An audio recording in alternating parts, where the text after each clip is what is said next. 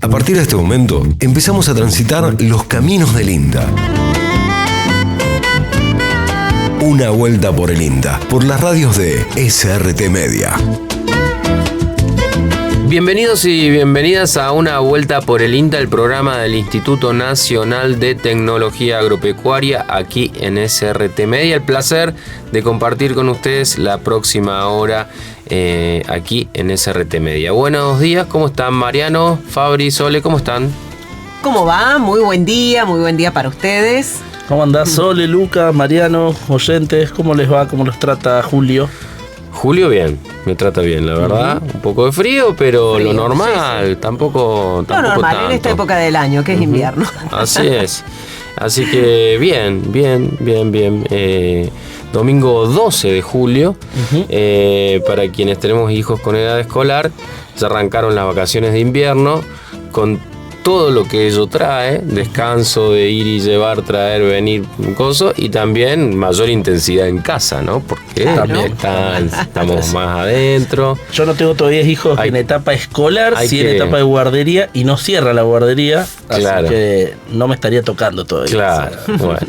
Así que nada, aprovechando también el solcito, es lindo el sol de invierno, a mí me gusta. A mí también, me encanta. Así que bueno, también armando actividades en un rango horario menor, digamos, aprovechando un poquito más el sol de la siesta, por ejemplo. Así que bien, ¿ustedes bien?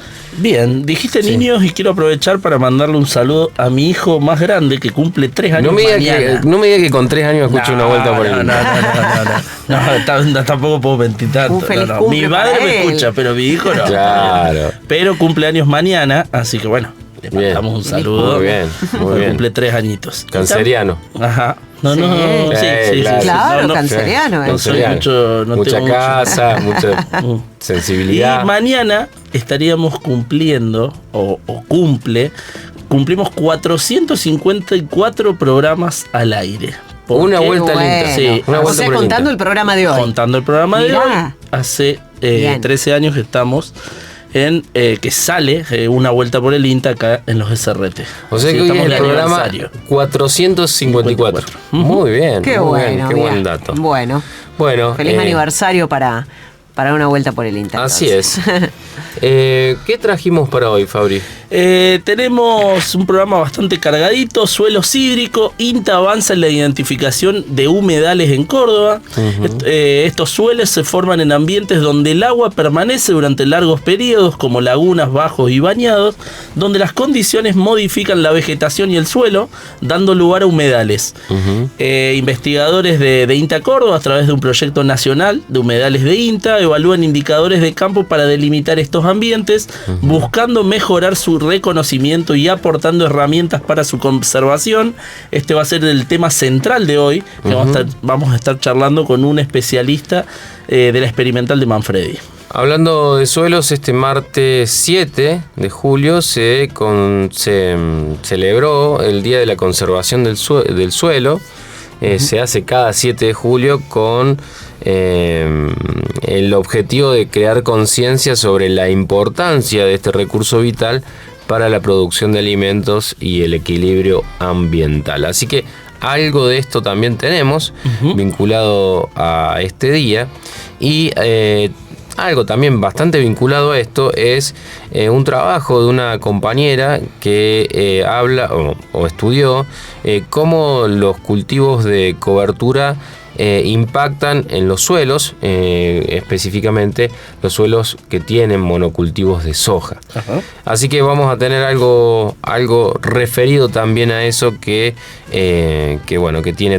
tiene que ver con esto del Día del Suelo. No solo va a ser la temática del suelo, sino que vamos a tratar también la producción porcina, abordar un poco lo que es el bienestar animal. Está considerado, por ejemplo, el aspecto mental de los animales bajo sistemas de producción en confinamiento. Sí, re interesante la perspectiva desde donde se está pensando y trabajando el bienestar animal, en este caso, un aspecto muchas veces minimizado en los humanos, como es la salud mental. La salud mental.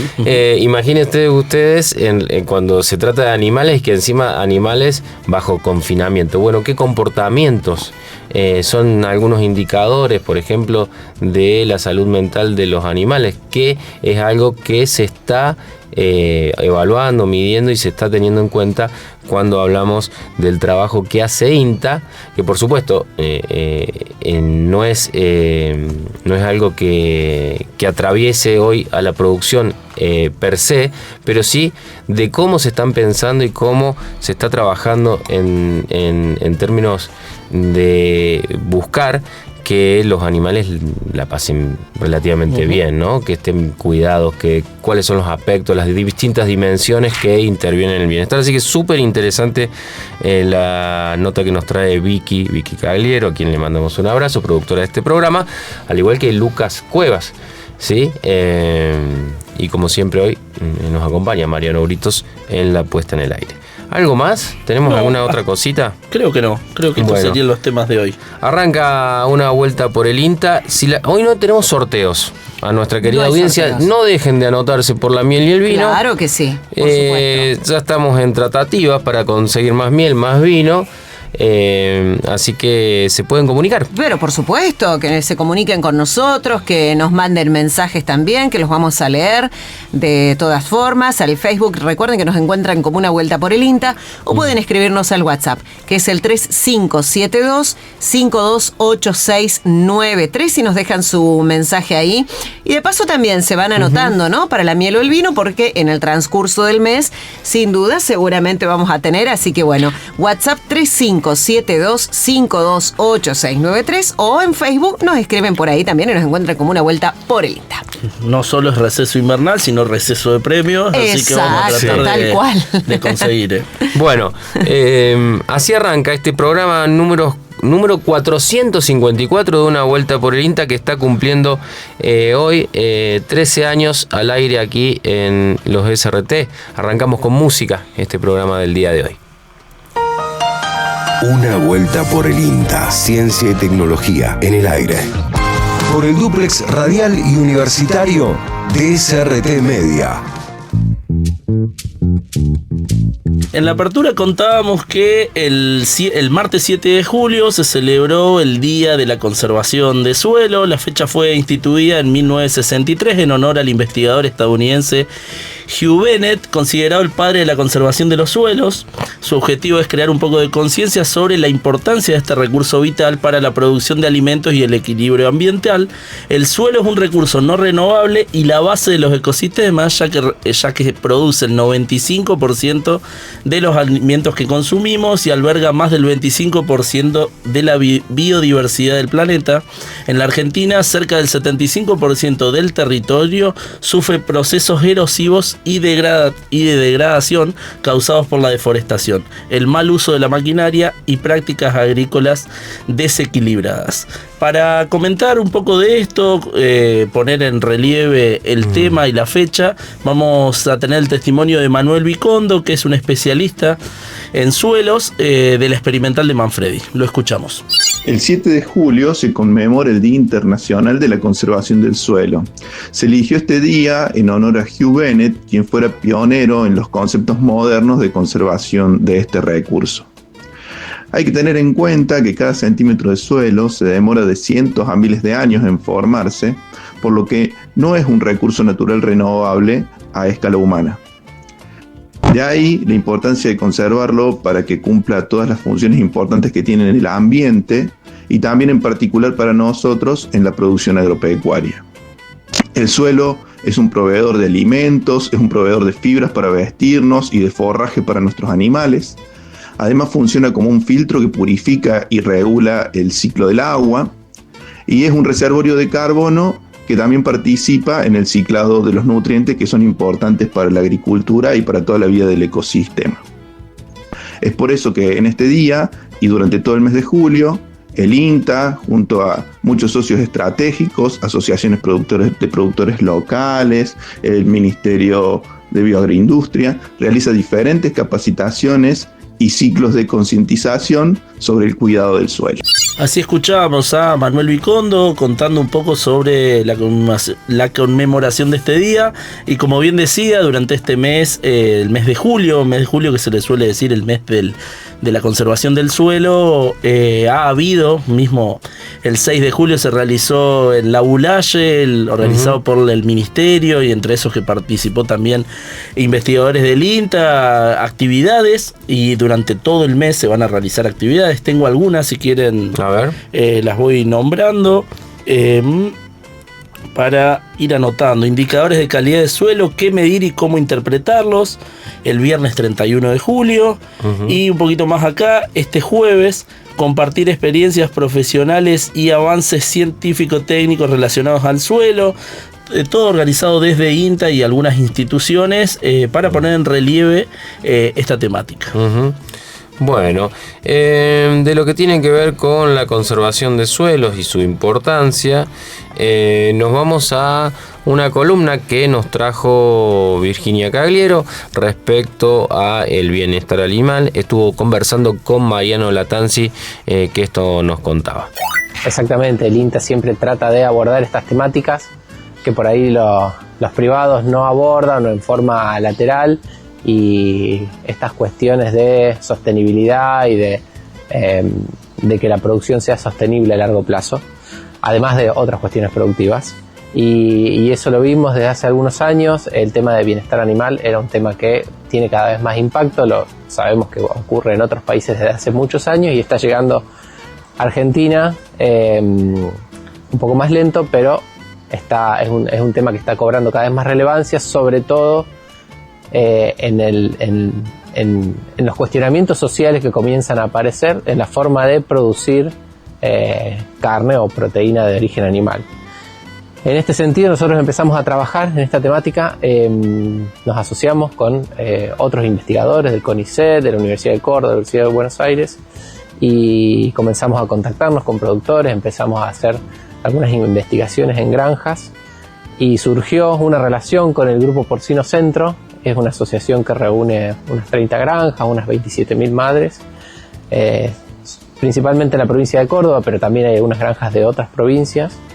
Y de esta relación surgió un proyecto en común. Decidimos presentarnos a una convocatoria de la provincia de Córdoba, con el que conseguimos un financiamiento público-privado, 50% la provincia de Córdoba, 50% del Grupo Porcino Centro, que consiste en visitar una muestra de estas 30 granjas, hacer un relevamiento sobre el estado de bienestar de los animales, hacer un análisis de brecha, se llama, identificar las buenas prácticas de bienestar animal que se realizan en algunas granjas y tratar de replicarlas y tratar de trabajar sobre las brechas más importantes que uno puede llegar a encontrar. El bienestar está relacionado a la productividad y a los parámetros de calidad de carne. Más allá de eso, el objetivo de mejorar el bienestar de los animales tiene que ver con el concepto que se conoce desde hace muchos años, en que los animales son seres sintientes que tienen, y el bienestar se compone de un estado, tiene que ver con el estado físico y mental de los animales. Y ahí surge esta mirada desde otra perspectiva que tiene que ver con el comportamiento de los animales, y los animales realmente en los sistemas confinados encuentran desafíos ante comportamientos que naturalmente expresa la especie, y que en los sistemas confinados a veces se encuentran dificultades para poder expresarlos. Y esto está comprobado científicamente que afecta al bienestar. Podemos encontrar indicadores concretos, y sí sabemos que estados de bienestar que están comprometidos están directamente relacionados a una baja eficiencia reproductiva, a problemas asociados que surgen de este estado, como predisposición a enfermedades, lesiones, aumento de dolor en algunas cuestiones. Y ese es el enfoque y la perspectiva. El bienestar uno puede clasificarlo en 5 dominios para poder estudiarlos. Tiene que ver con nutrición, sanidad, ambiente y comportamiento, y un quinto dominio que es el dominio mental, que integra todos estos componentes y se expresa a través de los comportamientos del animal. Las granjas hemos visto que manejan muy bien los dominios de nutrición, de sanidad y de ambiente, el confort que le dan.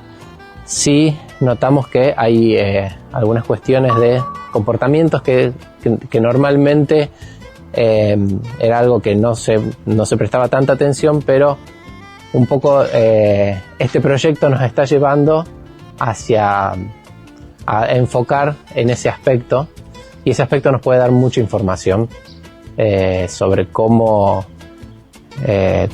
mejorar o cuáles estrategias de manejo van a permitir mejorar, incrementar el bienestar en las granjas.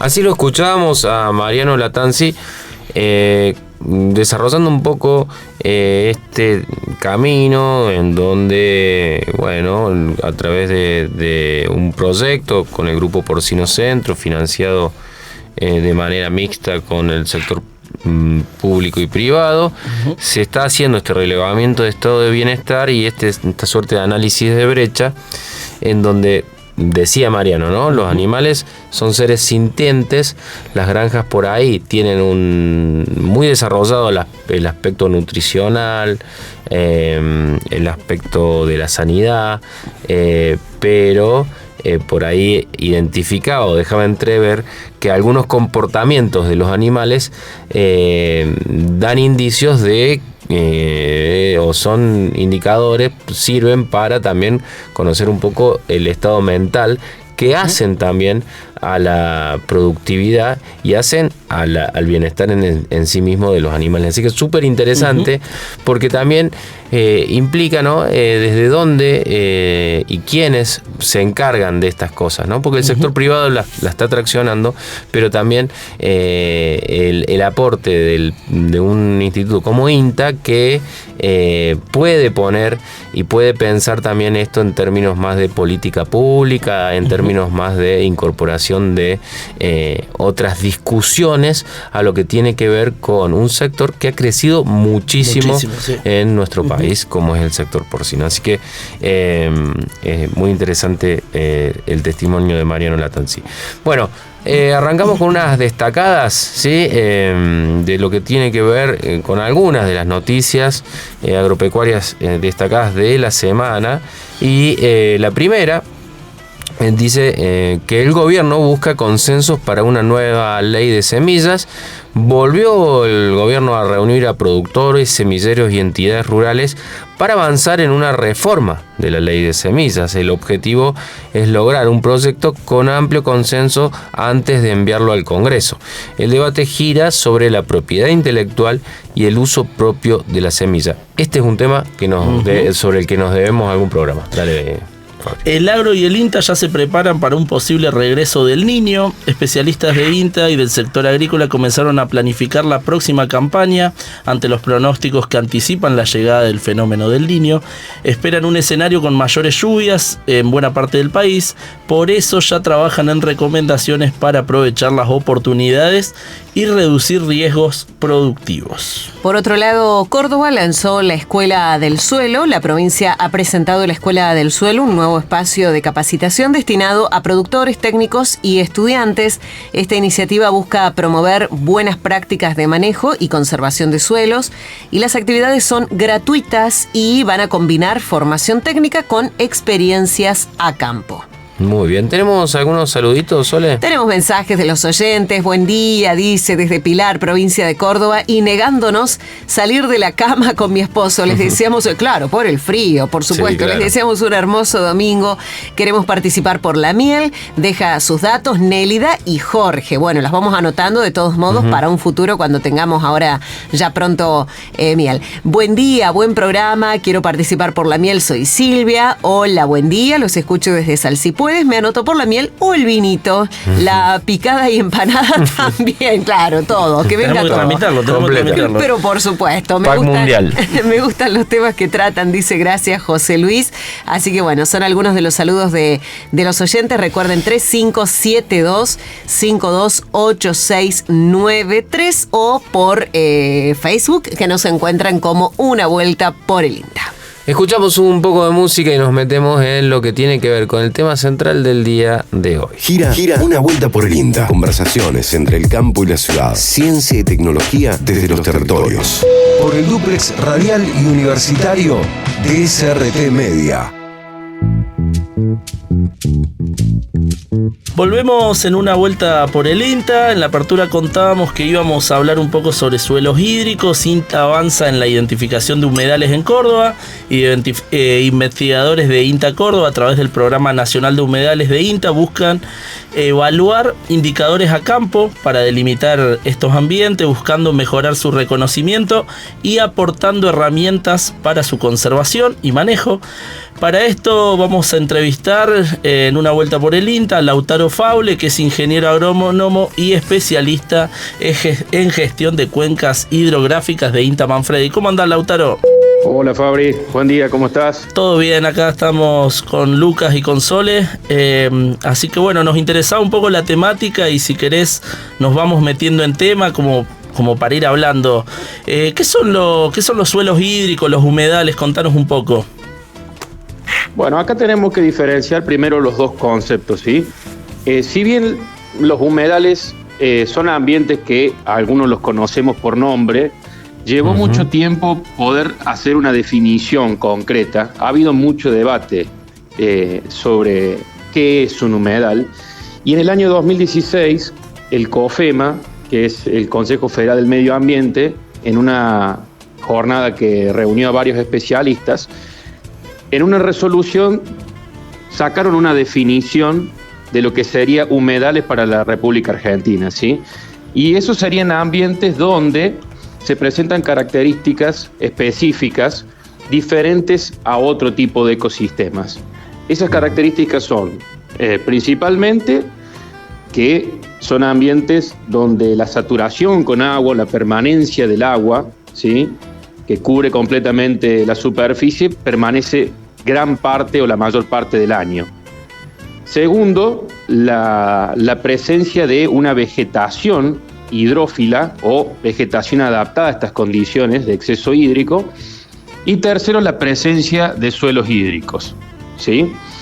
Entonces ahora pasemos a qué son los suelos hídricos específicamente. Bueno, estos suelos, a diferencia de lo que serían el resto, más o menos, van a presentar algunas características en su perfil, dentro de lo que son los horizontes, en su estructura, incluso hasta a veces hasta en su propia reacción química propia, ¿sí?, de la impronta que dejó el agua permanente ahí mucho tiempo, que eso lo vamos a poder identificar a través de colores, de algunas que otras reacciones con distintos reactivos, y la presencia o ausencia, bueno, de condiciones reductoras de algunos metales, ¿sí? Esas serían las dos definiciones, primero como para tener una separación de qué es una cosa y qué es otra. ¿Hay alguna señal sencilla, Lautaro, que pueda ver un productor o alguien en el campo sin tener que hacer un estudio especializado para saber si en su terreno o campo hay un suelo hídrico o es algo más complejo de definir? Claro, vos sabés que justamente a partir de la participación en el proyecto de humedales nos hemos topado con esta realidad en que no es tan sencillo, ¿sí? Y porque justamente a veces la expresión de estas características de los suelos hídricos no son tan evidentes dependiendo de algunas cuestiones, como por ejemplo la presencia de materia orgánica en el suelo. Nosotros particularmente hemos participado en este proyecto sobre todo en lo que es el área sur-este de la provincia de Córdoba, específicamente en el departamento Presidente Roque Sáenz Peña, en la zona de la Bulaye, donde, claro, nosotros tenemos suelos arenosos, donde por ahí los rasgos de suelos hídricos no están tan marcados como, por ejemplo, en suelos de corrientes, en suelos de entre ríos, donde hay mucha superficie ocupada por estos suelos. Entonces, uno podría pensar rápidamente que, bueno, yo tengo una laguna en mi campo, tengo un bajo, o estoy cerca de algún curso de agua y ya es un humedal. Bueno, no es tan así, claro, porque esas características de los suelos hídricos, muchas que medimos a campo o con distintos reactivos, se tienen que cumplir. Y muchas veces realmente no ocurren de esa manera. Entonces, no es algo tan sencillo, y ahí está el desafío de este proyecto. ¿Y qué viene trabajando INTA en esto?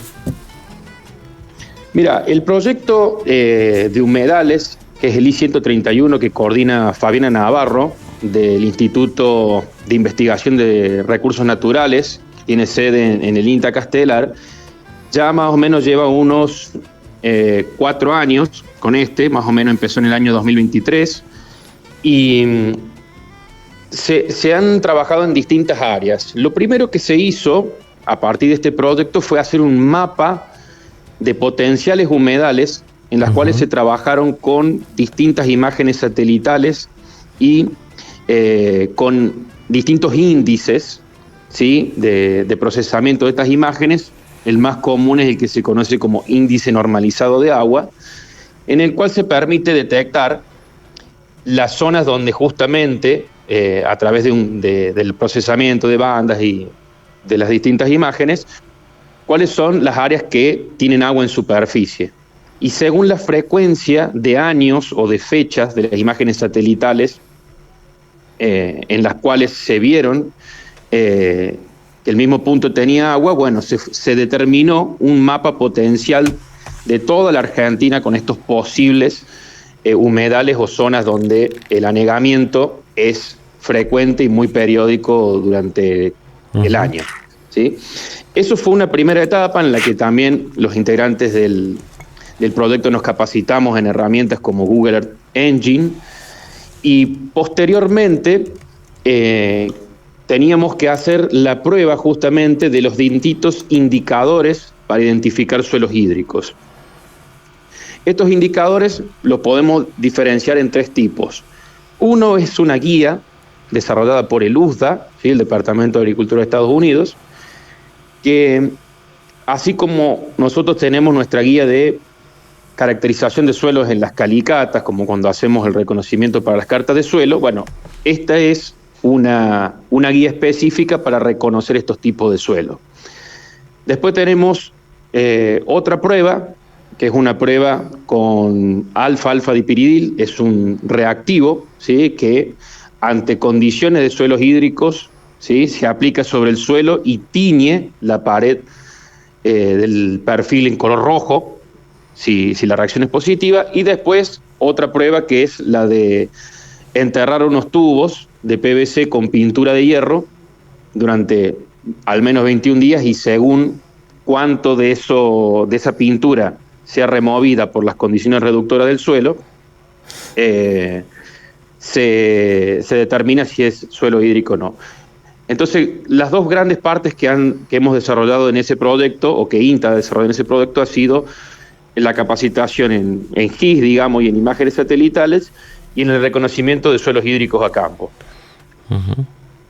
Lautaro, cuando uno piensa en Córdoba, piensa en una provincia semiárida, en donde en general uno asocia los problemas más vinculados con la sequía o con la falta de agua, ¿no? Si vos me apurás, así me cuesta pensar en zonas en Córdoba y desconozco, de hecho, humedales en Córdoba. ¿Hay algunas zonas de la provincia en donde haya más humedales, o de acuerdo a toda esta concepción que se está teniendo sobre el tema, es fácil identificar los humedales o algunas zonas específicas donde haya mayor superficie de estas características de suelo? Bien.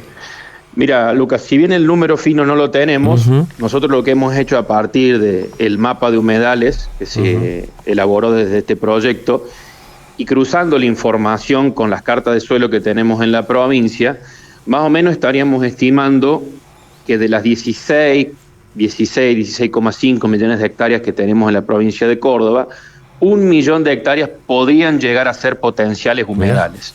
que es más o menos un 6%, ¿sí?, del territorio de la provincia. Y básicamente estas áreas potenciales humedales se ubicarían, por ejemplo, en lo que son las Salinas Grandes de Córdoba, en lo que es al norte de Mar Chiquita, ¿sí?, todo lo que es la zona de la Rinconada, lo que se conoce como la depresión del río Dulce, la zona de la cañada de Jan Maire, ¿sí?, o Jan Marí, como lo llaman los locales, la depresión del arroyo Tortugas, límite ya un poco con Santa Fe, y el área donde hemos estado trabajando un poco, al sureste de la provincia de Córdoba, en un gran ambiente que se conoce como pampa arenosa negable. Pero de acuerdo un poco a esta superficie del 6%, es como decís un poco vos, estaríamos esperando que no haya mucha superficie de humedales en Córdoba, ¿sí? Y ahí también es importante diferenciarlo, ¿sí?, de lo que serían cuerpos de aguas o lagunas propiamente dichas, ¿sí? Más o menos se establece que el límite para definir o separar un humedal de un cuerpo de agua, como puede ser una laguna o un río, es que la profundidad de esa agua en superficie sea menor a 2 metros. Si nosotros consideraríamos la laguna Mar Chiquita como un humedal, y esa superficie llegaría quizá hasta el 15-20% de la provincia, pero lo cierto es que eso ya se considera como un cuerpo de agua y no como humedal, ¿sí? Lautaro, como para ir cerrando, viste, hoy comentabas que suelen utilizar algunos métodos a campo para identificar este tipo de suelos. Yo he estado en varias de las recorridas estas o capacitaciones que dan en suelo, y me ha tocado ver esto que aplican los reactivos que tiñen de rojo la tierra. ¿Cómo funcionan estas pruebas, como para hacerlo un poco más visual a nivel radial? ¿O qué es lo que buscan con estos métodos? Contanos un poco. Acá tenemos que tener en cuenta, ¿sí?, que hay ciertos elementos en el suelo que son muy abundantes y muy reactivos. Uno de ellos es el hierro, que es quizá el elemento más abundante en lo que es la litósfera, ¿sí?, o lo que sería la capa formada por suelo sin la tierra. Es un elemento que, de acuerdo al estado de anegamiento o de presencia completa de agua o no en el perfil, va a tener una reacción. Lo que ocurre normalmente en los suelos hídricos que están bajo agua es que ese hierro se encuentra reducido, ¿sí? Entonces la aplicación, por ejemplo, de este reactivo, el alfa-alfa-dipiridil, hace que ese hierro se reoxide, y lo que deja entonces en visualización sobre la pared del perfil es el hierro reoxidado que tiene esa coloración rojiza, ¿sí? Pónganse a pensar, para poner un ejemplo práctico, que por ejemplo los suelos de Misiones, que son tierra colorada, están casi exclusivamente formados sobre hierro oxidado, ¿sí? Por eso tienen esa coloración roja. Esa misma reacción, pero puntualmente en el perfil, es la que buscamos con ese reactivo. Claro.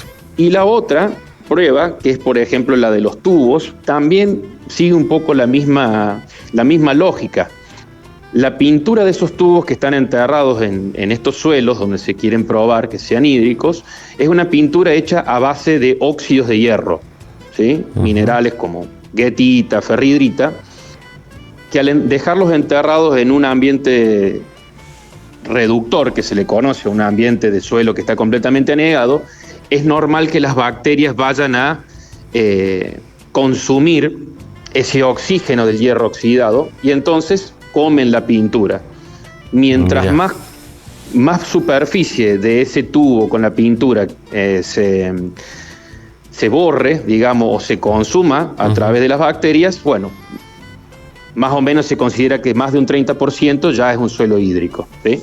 Mira, impresionante. Estamos conversando con Lautaro Faule. Lautaro es ingeniero agrónomo, especialista en gestión de cuencas hidrográficas del INTA Manfredi. Como para cerrar, Lautaro, ¿por qué es importante reconocer estos ambientes y qué potencialidades abre el hecho de saber y tenerlos bien identificados? Acá tenemos que entender, sobre todo, los humedales, ¿no? Ya más puntualmente que los suelos hídricos, en que son ambientes donde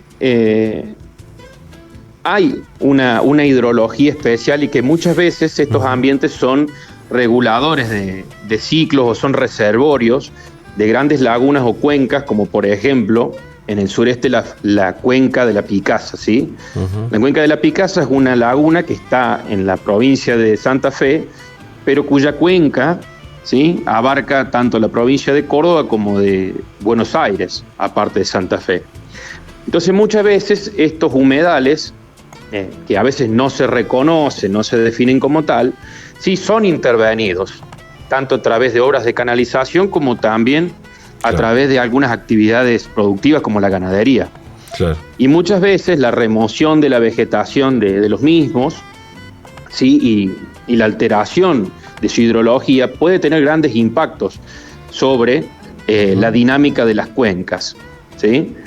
Por otra parte, si bien no es específicamente acá de Córdoba, por la superficie que más o menos comentamos anteriormente, hay provincias como Entre Ríos, Corrientes, donde hay mucha ganadería que se desarrolla sobre este tipo de ambientes, ¿sí? Y donde las condiciones que tienen los humedales, bueno, son importantes como para no únicamente manejar la ganadería, sino vegetación tipo hidrófila, natural. Son grandes reservorios también de la biodiversidad, y en el sur también, Patagonia, como son los famosos mallines, son grandes reservorios de carbono, ¿sí? Entonces también son importantes para lo que es, digamos, la concientización y la regulación del cambio climático. Perfecto, Lautaro. Bueno, muchísimas gracias, muy claro. Nos estamos quedando sin tiempo, así que es un tema que seguramente sigamos en el transcurrir de los programas. Ok, Fabri, sí, hay mucho para avanzar sobre esto, es algo nuevo y bueno, nos ha abierto muchas puertas, participación en congresos, y creo que esto es un puntapié para seguir avanzando ya a mayor escala, ¿sí? Perfecto. Así escuchábamos a Lautaro Faule, ingeniero agrónomo, especialista en gestión de cuencas hidrográficas de INTA Manfredi. Escuchamos un poco de música y volvemos por el último bloque de Una Vuelta por el INTA. Búscanos en Facebook, Una Vuelta por el INTA. Olga Gudelf es investigadora del área de suelos de la Estación Experimental del INTA Marcos Juárez y nos trae esta columna, este trabajo en realidad, nos narra en esta nota este trabajo en donde estuvieron participando en un congreso argentino de la ciencia del suelo, creo que se llevó a cabo en Bariloche, que tiene que ver con los cultivos de cobertura y si mejoran las condiciones del suelo bajo el monocultivo de soja. La escuchamos. Los experimentos de larga duración nos proporcionan información invaluable porque no lo podríamos obtener de otro modo. A través de esa información nosotros podemos saber si un sistema agrícola es sustentable o no en el tiempo. El área de suelo y producción vegetal del INTA Marcos Juárez conduce distintos ensayos de larga duración, entre ellos el de monocultivo de soja, que se inició en el año 1975 y que contempla diferentes sistemas de labranza, la labranza convencional, labranza reducida y siembra directa continua en soja continua, con y sin fertilización. Cuando este ensayo contaba con más de 40 años de continuidad, los resultados de determinaciones físico-químicas y biológicas que se hicieron en ese momento nos mostraron que el suelo presentaba una degradación física medida a través de la estabilidad de sus agregados del orden del 80% en relación a una situación de referencia o suelo virgen. Y esa degradación del suelo se daba aún en el sistema de siembra directa, con lo cual podemos decir que la siembra directa por sí misma no logra mejorar las condiciones del suelo. Es así que en ese momento se piensa en introducir al sistema de soja continua los cultivos de cobertura. Los cultivos de cobertura tienen la ventaja de aportar carbono al suelo, tanto desde su parte aérea como de su parte subterránea, porque una vez que se seca el cultivo, las raíces del mismo quedan en la masa del suelo y cuando éstas se van a descomponer van a aportar carbono al suelo. Protegen al suelo de la erosión hídrica. Por otro lado, los cultivos de cobertura oleaginosos como la vicia también aportan nitrógeno al suelo. Y los cultivos de cobertura cumplen una función importante en la regulación de la infiltración del agua en el suelo y contribuyen a controlar las malezas, entre otros aspectos positivos. Además, cuando el cultivo de cobertura está vivo, sus raíces, mientras están creciendo y desarrollándose, van horadando la masa del suelo y generando macroporos, huecos y grietas, pudiendo llegar a cambiar la orientación de esos poros y con eso inducir a un flujo preferencial del agua. O sea, en el 2021 introducimos al sistema de soja continua los cultivos de cobertura. Previo a la siembra de los mismos, en ese año se hicieron muestreos de suelo para determinaciones de las propiedades físico y químicas.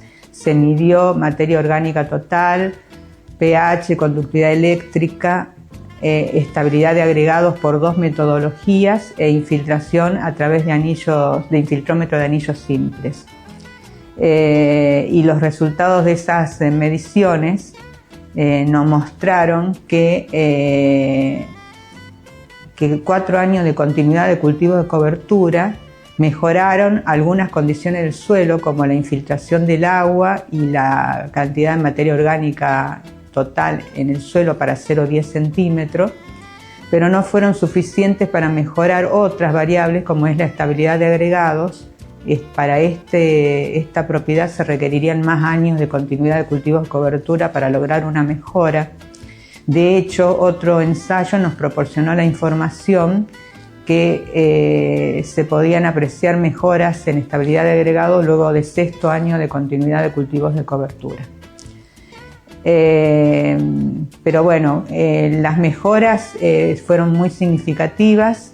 Luego de 4 años de cultivo de cobertura, la materia orgánica total se incrementó notablemente respecto del año 2021, que fue antes de colocar los cultivos de cobertura, y la velocidad de infiltración del agua llegó a casi duplicar a los medidos en 2021.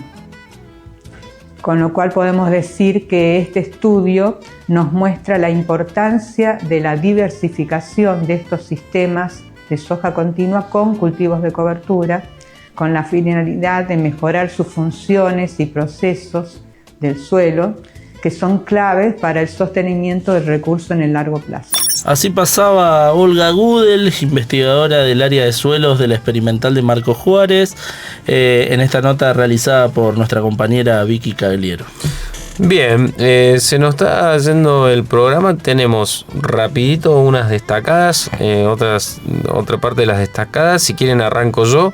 Dale. Evalúan nuevas variedades de alfalfa para el norte argentino. Investigadores del INTA estudian cómo se adaptan distintas variedades de alfalfa a condiciones subtropicales. Los ensayos se desarrollan en el norte del país y buscan mejorar la oferta forrajera para la ganadería. El objetivo es identificar materiales con mayor productividad y mejor comportamiento frente al clima. Estamos en mes mundialista y tengo una para vos. Mira, Haaland sorprende con su pasión por el campo. Mirá. El goleador noruego Erling Haaland volvió a mostrar su vínculo con la actividad agropecuaria. Además de su carrera en el fútbol, participa en emprendimientos familiares ligados a la producción rural en Noruega. Mirá. Una faceta poco conocida de una de las grandes figuras del deporte mundial. Muy bien, y las exportaciones de carne de cerdo crecieron más del 150%. Las exportaciones argentinas de carne porcina aumentaron un 156,8% en valor durante el último periodo. El crecimiento estuvo impulsado por una mayor demanda internacional y mejores precios. Desde el sector consideran que se abre una oportunidad importante para seguir expandiendo la producción nacional. Bueno, y así está llegando al final este programa número 454 de Una Vuelta por el INTA, en donde se está redondeando el cumpleaños, el 13º aniversario de este ciclo aquí en SRT Media. Bueno, esto ha sido todo por hoy, chicos. Muy bien. Así es. Bueno, nos reencontramos el próximo domingo en otra Vuelta por el INTA, en realidad en una Vuelta por el INTA, en otra edición, la número Exacto. 455, chicos, para ser más Bien. específico, el próximo domingo. Que tengan un buen domingo y una buena Igualmente. semana. Hasta aquí, una vuelta por el INTA. Por las radios de SRT Media.